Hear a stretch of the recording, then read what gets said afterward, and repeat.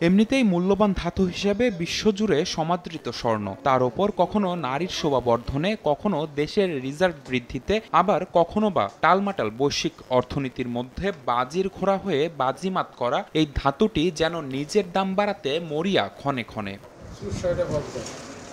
এবার ১,১৯০ টাকা বেড়ে দেশের বাজারে ২২ ক্যারেট স্বর্ণ গড়ল সর্বোচ্চ দামের রেকর্ড। এক ভরির মূল্যমান দাঁড়ালো ১,২০,০৮১ টাকায়। এর আগে গত ২১ এপ্রিল ১,২০,০০০ টাকার মাইল ফলক ছুঁই ছুঁই করে ঠেকেছিল ১,১৯,৪২৮ টাকায়।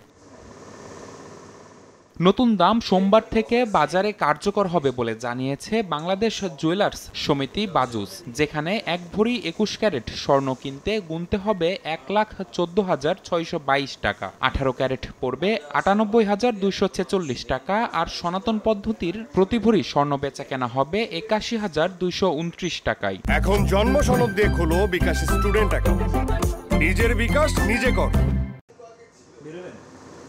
রোববার সন্ধ্যায় গণমাধ্যমে পাঠানো বিজ্ঞপ্তিতে বাজুস জানিয়েছে, স্বর্ণের বিক্রয় মূল্যের সঙ্গে আবশ্যিকভাবে সরকার নির্ধারিত ৫% ভ্যাট ও বাজুস নির্ধারিত ন্যূনতম মজুরি ৬% যুক্ত করতে হবে। তবে গহনার ডিজাইন ও মানভেদে তারতম্য হবে মজুরিতে।